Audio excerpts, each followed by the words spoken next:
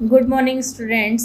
Class 9th subject Hindi both medium पाठ 2 राहुल सांकृत्यायन।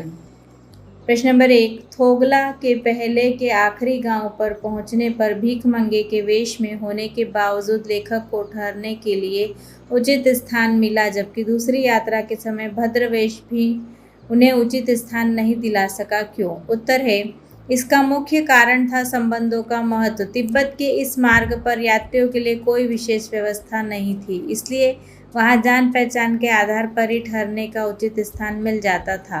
पहली बार लेखक के साथ बौद्ध भिक्षु सुमति थे। सुमति की वहां अच्छी जान पहचान थी, पर 5 साल बाद बहुत कुछ बदल गया था, किंतु भद्रवेश में होने पर भी उन्हें उचित स्थान नहीं मिला था। इस बार उन्हें बस्ती के सबसे गरीब झोपड़े में रुकना पड़ा। यह सब उस समय के लोगों की मनोवृत्ति के कारण ही हुआ था, क्योंकि लेखक वहां शाम को पहुंचा था। उस समय वहां के लोग छंग पीकर होश खो देते थे, जिससे उन्हें सही गलत की पहचान नहीं हो पाती थी, और सुमति भी उस समय उनके साथ नहीं थे। प्रश्न नंबर 2 है, उस समय के तिब्बत में हथियार का कानून न रहने के कारण यात्रियों को किस प्रकार का भय बना रहता था? उत्तर है, उस समय तिब्बत के पहाड़ों की यात्रा सुरक्षित नहीं थी। लोगों को डाकुओं का भय बना रहता था। डाकू पहले लोगों को मार देते और फिर देखते कि उनके पास पैसा है या नहीं, तथा तिब्बत में हथियार रखने से संबंधित कोई कानून नहीं था। इस कारण वे लोग खुलेआम पिस्तौल, बंदूक आदि रखते थे। साथ ही वहाँ निर्जन स्थान भी थे जहाँ पुलिस का प्रबंध नहीं था, तथा कोई दुर्घटना हो जाने पर उसका गवाह भी नहीं मिलता था। प्रश्न नंबर 3 है, लंकोर के मार्ग में अपने साथियों के किस कारण पिछड़ गए थे? उत्तर है, लेखक लंकोर के मार्ग में अपने साथियों से 2 कारणों से पिछड़ गए थे। पहला, उनका घोड़ा बहुत सुस्त था, इस वजह से लेखक अपने साथियों से बिछड़ गया और अकेले में रास्ता भूल गया। दूसरा, वे रास्ता भटक कर 1-1.5 मील गलत रास्ते पर चले गए थे, उन्हें वहां से वापस आना पड़ा। चौथा प्रश्न, लेखक ने शेखर विहार में सुमति को उनके यजमानों के पास जाने से रोका, परंतु दूसरी बार रोकने का प्रयास क्यों नहीं किया? उत्तर है, लेखक ने शेखर विहार में सुमति का यजमानों के पास जाने से रोका था, क्योंकि अगर वह वहां जाता तो उसे बहुत वक्त लग जाता और इससे लेखक को 1 सप्ताह तक उसकी प्रतीक्षा करनी पड़ती। परंतु दूसरी बार लेखक ने उसे रोकने का प्रयास इसलिए नहीं किया क्योंकि वे अकेले रहकर मंदिर में रखी हुई हस्तलिखित 200 पोथियों का अध्ययन करना चाहते थे। प्रश्न नंबर 5वां है, अपनी यात्रा के दौरान लेखक को किन कठिनाइयों का सामना करना पड़ा? उत्तर है, लेखक को इस यात्रा के दौरान अनेक कठिनाइयों का सामना करना पड़ा। पहला, जगह जगह रास्ता कठिन था, साथ ही परिवेश भी बिल्कुल नया था। दूसरा है, उनका घोड़ा बहुत सुस्त था, इस वजह से लेखक अपने साथियों से बिछड़ गया और अकेले में रास्ता भूल गया। तीसरा है, डाकू जैसे दिखने वाले लोगों से भीख मांगनी पड़ी। चौथा, भिखारी के वेश में यात्रा करनी पड़ी। 5वां, समय से न पहुंच पाने पर सुमति के गुस्से के सामना करना पड़ा। छठा है, तेज धूप में चलना पड़ा था, अपना सामान भी स्वयं ढोना पड़ा।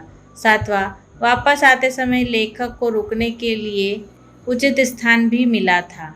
प्रश्न नंबर 6 है, प्रस्तुत यात्रा वृत्तांत के आधार पर बताइए कि उस समय का तिब्बती समाज कैसा था? उत्तर है, प्रस्तुत यात्रा वृत्तांत के आधार पर उस समय के तिब्बती समाज के बारे में पता चलता है कि पहला, तिब्बत के समाज में छुआछूत, जाति पाति आदि कुप्रथाएं नहीं थी।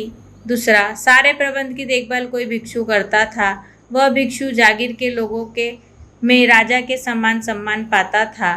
तीसरा, उस समय के तिब्बती समाज में औरतें पर्दा नहीं करती थी। चौथा, उस समय तिब्बती जमीन जागीरदारों में बटी थी, जिसका ज़्यादातर हिस्सा मठों के हाथ में होता था। प्रश्न नंबर 7वां है, मैं अब पुस्तकों के भीतर था, नीचे दिए गए विकल्पों में से कौन सा इस वाक्य का अर्थ बतलाता है? उत्तर है आपका, लेखक पुस्तकें पढ़ने में रम गया।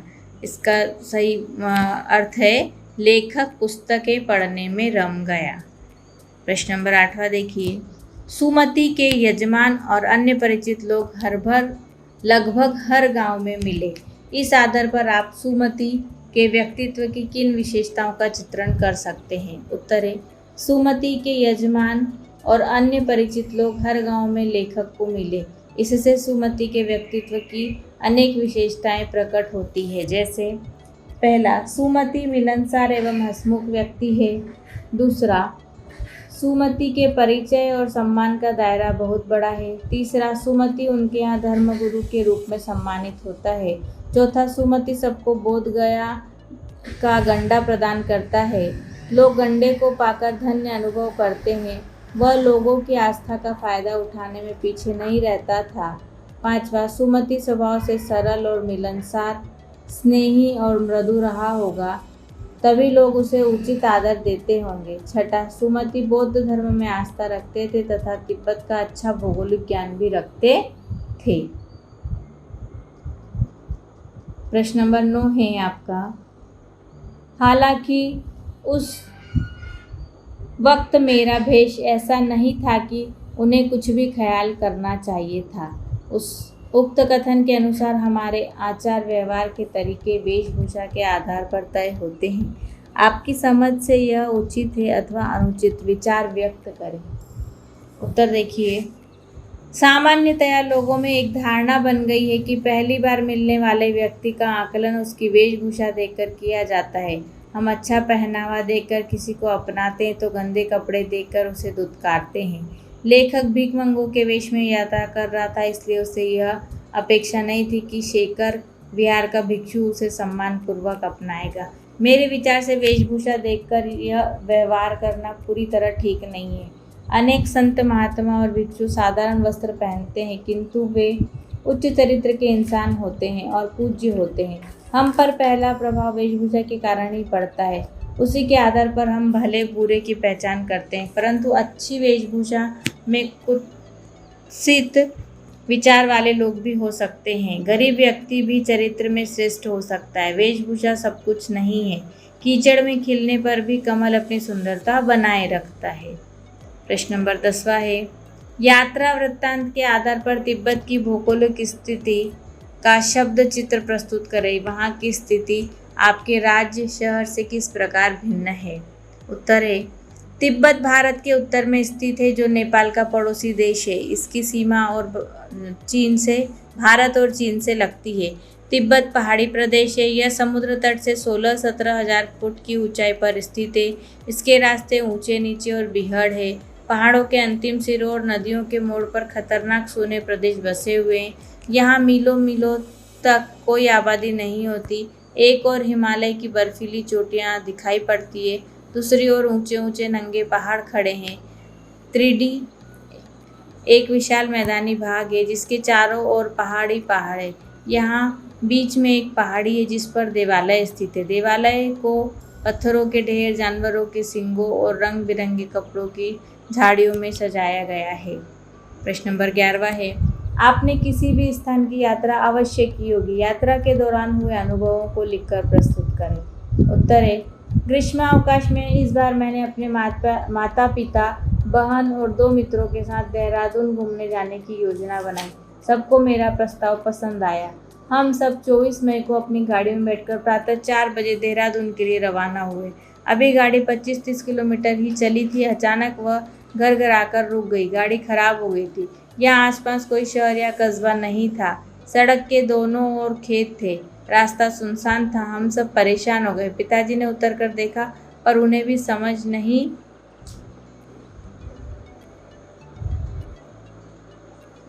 आया। शाम होने जा रही थी। हम लोगों को भूख और गर्मी के कारण बुरा हाल था। मेरी छोटी बहन तो परेशान होकर रोने लगी। माँ ने मुश्किल से उसे चुप कराया। जब कोई हल नहीं सूझा तो मेरे पिताजी ने चाचा जी को फ़ोन किया और वे अपने साथ मैकेनिक को लेकर आए। तब कहीं जाकर गाड़ी ठीक हो सकी। इसी बीच मेरठ से खाना खरीदा गया। हम लोग रात में 12:30 बजे देहरादून पहुंच पाए। हमारा पूरा दिन बर्बाद हो गया। अब जब कभी हम लोग गाड़ी में बैठकर बाहर जाते हैं या कहीं घूमने जाने की योजना बनाते हैं तो वह समस्याओं से भरा दिन भर बस याद आ ही जाता है। प्रश्न नंबर 12वां, यात्रा वृत्तांत गद्य साहित्य की एक विधा है। आपकी इस पाठ्य पुस्तक में कौन कौन सी विधाएं हैं? प्रस्तुत विधा में उनसे किन मायनों में अलग है? उत्तर है हमारी पाठ्य पुस्तक क्षितिज भाग 1 में निम्नलिखित पाठ और विधाएं हैं। पाठ और विधा आपको दिया गया है। 2 बैलों की कथा कहानी, लहासा की ओर यात्रा वृत्तांत, उपभोक्ता की संस्कृति निबंध, सांवले सपनों की याद रेखा चित्र, नाना साहब की पुत्री देवी मैना को भस्म कर दिया गया रिपोर्टाज, प्रेमचंद के फटे जूते व्यंग, मेरे बचपन के दिन संस्मरण, एक कुत्ता और एक मैना निबंध। प्रस्तुत विधा अन्य विधाओं से अलग है। इसका मुख्य विषय है यात्रा का वर्णन। इसमें लेखक ने यात्रा की समस्त वस्तुओं, व्यक्तियों तथा घटनाओं का वर्णन किया है। इसमें मानव चरित्र के अनुभव बहुत संक्षिप्त रूप में आए, जबकि कहानी संस्मरण के मानव वृत्त का चित्रण है। प्रश्न नंबर 13 देखिए। किसी बात को अनेक प्रकार से कहा जा सकता है, जैसे सुबह होने से पहले हम गांव में थे, पो फटने वाला था कि हम गांव में थे, तारों की छांव रहते रहते हम गांव पहुंच गए। नीचे दिए गए वाक्य को अलग अलग तरीकों में लिखिए। नहीं पड़ता था कि घोड़ा आगे जा रहा है या पीछे। उत्तर है यह पता ही नहीं चल पा रहा था कि घोड़ा चल भी रहा है या नहीं। दूसरा, कभी लगता था घोड़ा आगे जा रहा है, कभी लगता था पीछे जा रहा है। प्रश्न नंबर 14 है ऐसे शब्द जो किसी अंचल यानी क्षेत्र विशेष में प्रयुक्त होते हैं उन्हें आंचलिक शब्द कहा जाता है। प्रस्तुत पाठ में से आंचलिक शब्द ढूंढकर लिखिए। पाठ में आए हुए आंचलिक शब्द: रोटी, राहदारी, कुची कुची, भीटा, थुक्पा, गांव गिराव, भरिया, गंडा, कंजूर, चौड़ी।